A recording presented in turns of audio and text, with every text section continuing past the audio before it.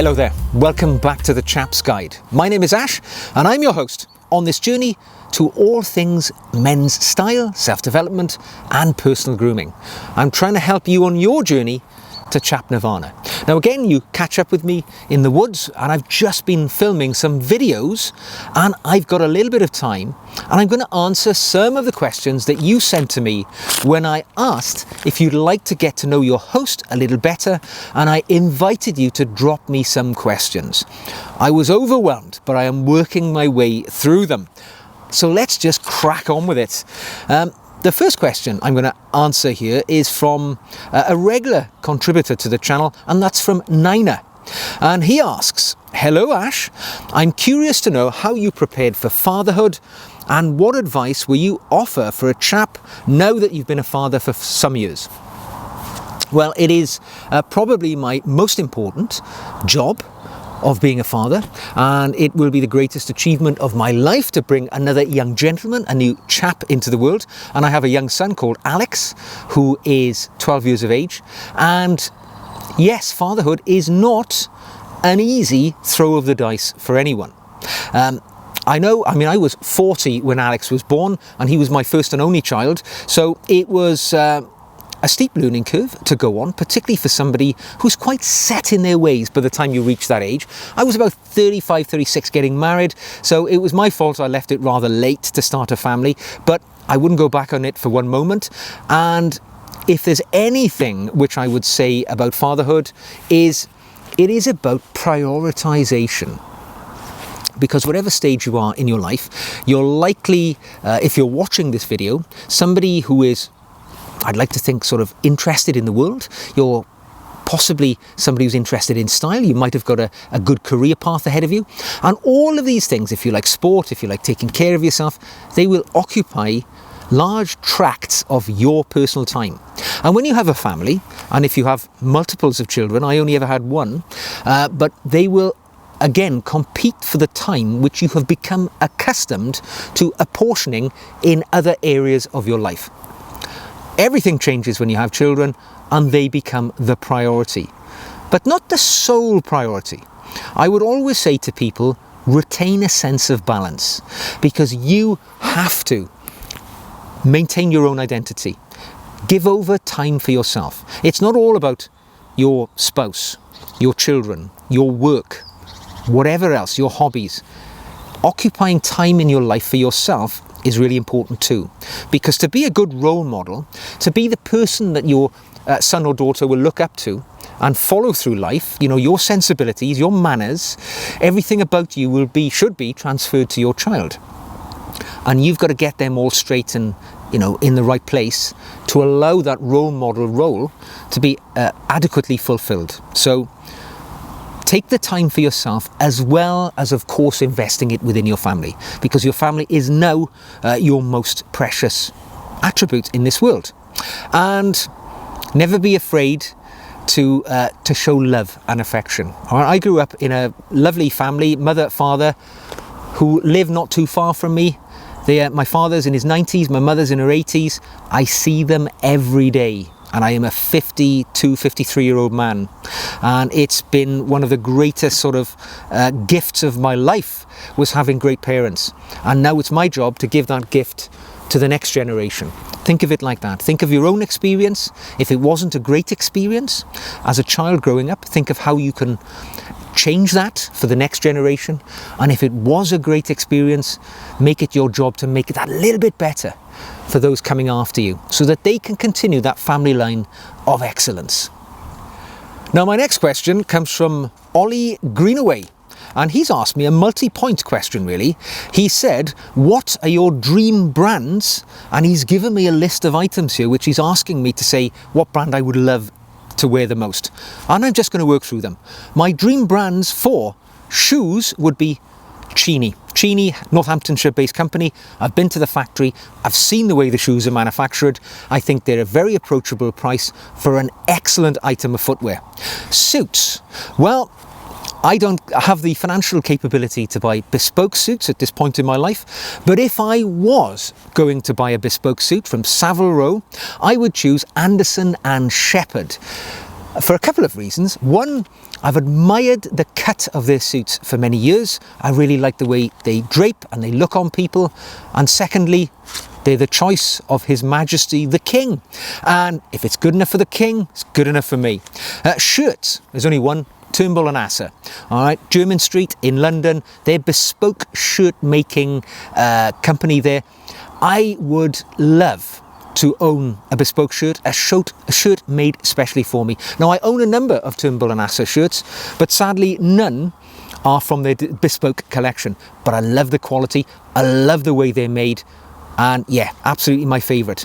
Watches, well, I mean, I'm wearing a Rolex Datejust today. Classic, elegant man's watch from 1945, and I'm going to have to say Rolex. Now, I know people hate Rolex because it's this brand which is superb at marketing and has dominated the wristwatch space through its aggressive marketing. But the thing is, it's not just about marketing. The watches themselves are rugged, well made, engineered to last, and they're just of superb quality. And even my Datejust here, you know, simple, modest watch, probably one of the more entry-level watches in their collections these days, it's going to last 100 years. It's going to see me deep into the ground, and it'll be on the wrist of my son in 50 years' time. What more can you ask when you buy an item? Hats.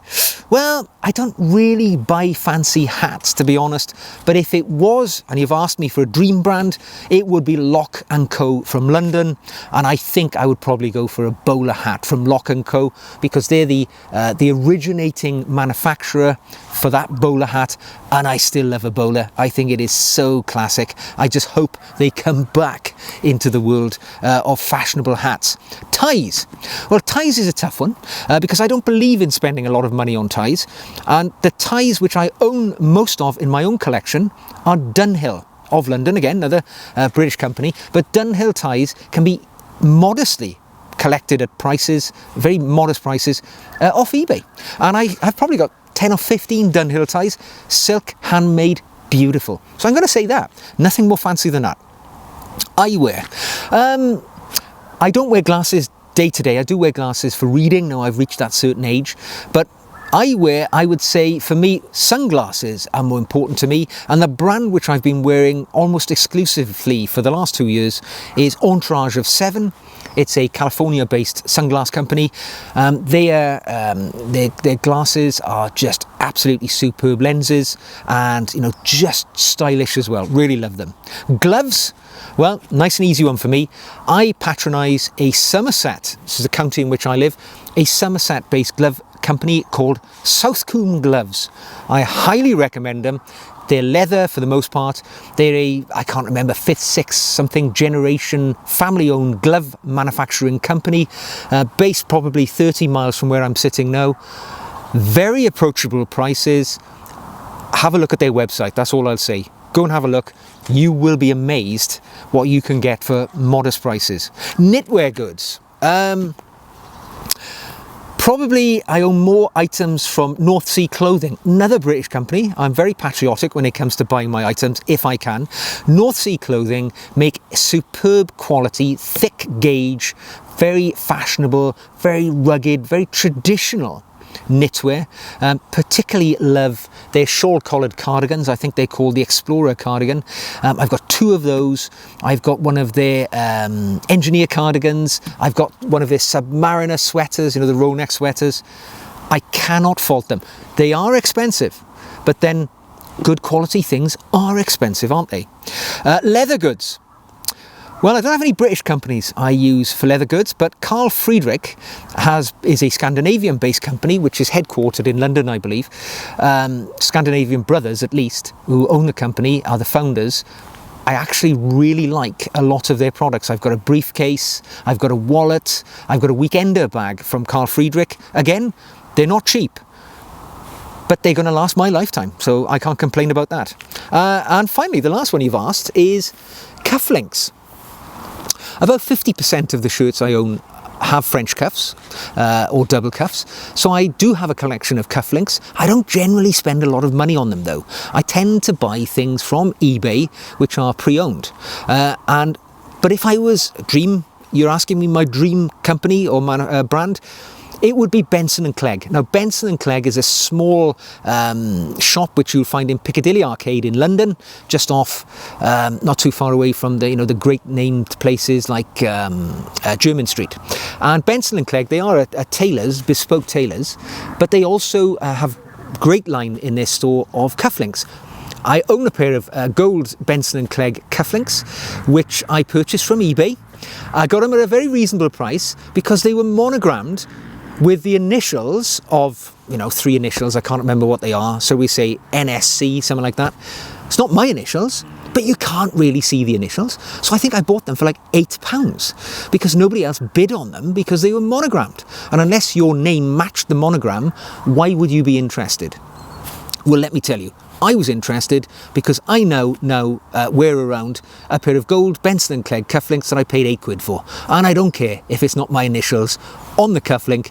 I've got a story to tell when people point them out to me. Now, my next question comes from The Wolfman, who says, what other YouTube channels, if any, do you subscribe to or view? And I've always admired your confident demeanour when speaking. I'm the sort of person who shrinks and tries to become invisible in meetings, especially large groups. How did you develop this confident demeanour in front of the camera and I assume when you speak in public? Well, good questions, both of which. Firstly, when it comes to other YouTube channels, I think I've said this before, my preference would be, for when it comes to men's style, I don't watch many men's style videos really, but the one I tend to defer to is the Gentleman's Gazette, because they, I certainly share some of the ideology that they have in the way that they are interested in heritage, they're interested in the history of items, they don't push brands down your neck, they're never selling things to you, which is often the case when you watch some of the other big name channels, which are euphemistically termed men's style channels, which have become men's advertising channels in my experience. Often these are headed up by very loud and slightly shouty North American hosts, and they push their sort of ideology down your throat. But for me, I like the Gentleman's Gazette when it comes to men's style. I also like Kirby Allison's channel. He's drifted a bit from what I really liked at the beginning when he started his channel off, but I still view it from time to time. More than anything, I tend to watch channels now which are history related, so military history, things like that. And I also like, there's a channel called Aquaholic, in which the gentleman who's the host on that channel takes people on tours around super yachts, and you get to see how the other half live, and I really enjoy that one. In relation to your question about confident public speaking, there's one simple word, and that's practice. I've only become, if I can call myself a confident speaker, is through practice. I've had jobs where I've had to speak publicly. I was also a very shy and reticent younger person, where I would not have enjoyed standing up and speaking in front of others, particularly strangers, and I've had to develop that skill, and the one thing which has carried me through to the point I am at today, and that is practice. And believe me, it's quite easy sitting in an empty field talking to the lens of my camera. There's no pressure there. So what you see here is quite easy to achieve, but speaking in public does take confidence, it does take courage, and that will often be underpinned by practice. And my next question comes from Wangu Picha, who says, did you move to the countryside as you was getting closer to retirement, or have you always lived there? Well, I've always loved the countryside. I haven't always lived here though. I've lived in many different places over the years. My life has been a rich tapestry. At my early years, I was born and brought up in a mining community in the valleys of South Wales, which was very, very blue-collar, working class, colliery town. Lived in a small terraced house, brought up in what you would call very much a working class environment. But I left that at 17 when I joined the military, went off to the military, RAF, and I lived in various different places in England. I lived in Germany for 3 years, Belgium for 2 years, exposed living in other parts of Europe and in North America, Canada and so on. And over the time, I started to feel a leaning towards the country, the more rural elements of life. Now, when I left the military, I came back to the UK to live, and I embarked upon a career in the police service, in which I lived in an apartment in a city. I lived in an apartment in a different city. I, moved around. I did enjoy city living. There is something to the close availability of culture. If you want to go to the theatre, to the cinema, to an art gallery, on your doorstep, they certainly are if you live in a city. However, as time went on, I started spending more and more time in the country. I used to spend my time trekking in the national parks of Wales, where I lived. Pack my rucksack, and I'd go off for sometimes more than a day up into the hills, wild camping, and I began to realise, that was the path I'd like to take. When I met my wife, I moved to Somerset to start our life together, and Somerset is a semi-rural environment, even though you meet me now in this wood, which is peaceful and tranquil. Only sort of 4 miles away, there's a fairly large-sized town, so I have a little bit of both worlds. It was nothing to do with coming nearer to retirement. It was just basically the opportunity to say that I, could live in the countryside, and I would never change that now. Much as I enjoy visiting London, I would never want to live there. So, that's really where I am and why I'm here. Okay, just a couple more now to round off. I've got a question here from somebody using the name D, and he says, what trade were you in the military? I'm saying a blanket stacker.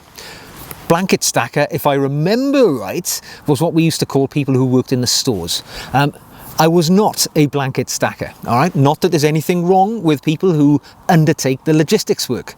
Without logistics, an army is absolutely useless. And generals know all too well that, tactics don't win battles, logistics do. I wasn't in logistics, I was a mechanical transport driver.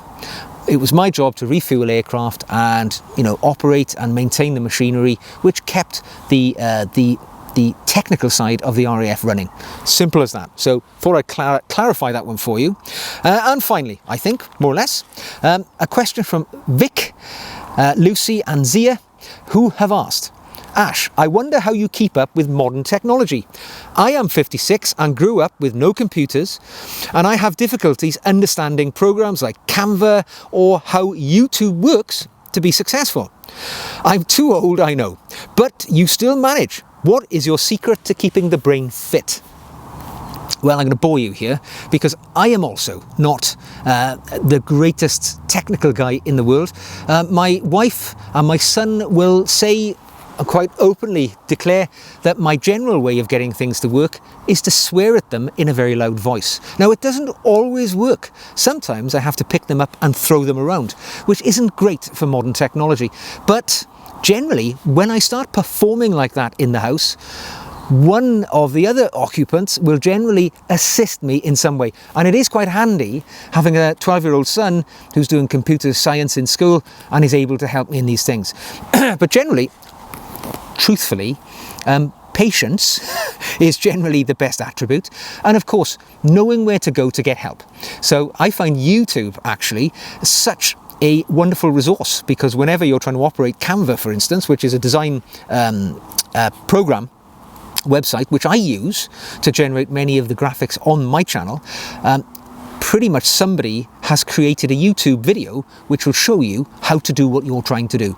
So just a little bit of research, a little bit of perseverance, and generally I'll get there in the end. Now, I do consciously try and maintain a good understanding of technology. I do operate the technology required to run the YouTube channel. Obviously, I do the filming myself using a camera, I edit the videos myself, and I will upload them and interact with the YouTube channel website to get it all up there and running for you. But I do it a little bit at a time. I've learned how to do this, then I add a bit more onto my knowledge, and I get there in the end. I think the key is just don't give up. Keep going for it. It is possible. Age is merely a number. So don't give up, Vic. Keep pushing forwards. Last one? Go on then, one more. Cuba Was said, what is your favourite football team? Truthfully, I don't have one. I am not a fan of the beautiful game. It's not something which has ever enraptured me like it does many men who will, happily spend an afternoon in the pub watching 3 or 4 football matches back to back. That ain't my thing at all. I do like sport, but if any I would choose as a sport that I would watch, I would have to say motorsports. I really enjoy watching Formula 1 because of the technical elements to it and things like that. And, actually I like watching racing. I enjoy horse racing as well. My father always absolutely loved the horse races, and I used to go with him to the tracks and enjoy watching the horses. And if I had to choose perhaps 2 sports, it would be Formula 1 and horse racing. So bit of a flop really when it comes to football. I'd love to say something like Arsenal or something like that, but sadly that's not my bag. So there we go, folks. I think you know as much about me as I'm prepared to tell you now, because you've probably asked me about 50 questions over the course of these 5 Get to Know the Host videos. I'm not going to labour the point by answering any more. I'm only going to say thank you so much for interacting with me and asking me these questions. I hope it has helped you get to know me as your host a little better, and that will help in our relationship going forward. So until the next time, take care. Don't forget to give the video a thumbs up. Don't forget to subscribe if you'd like to see more.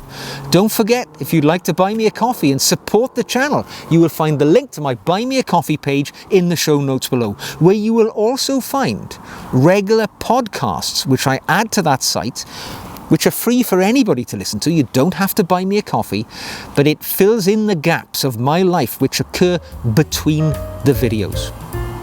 So take care, and I'll see you again very soon.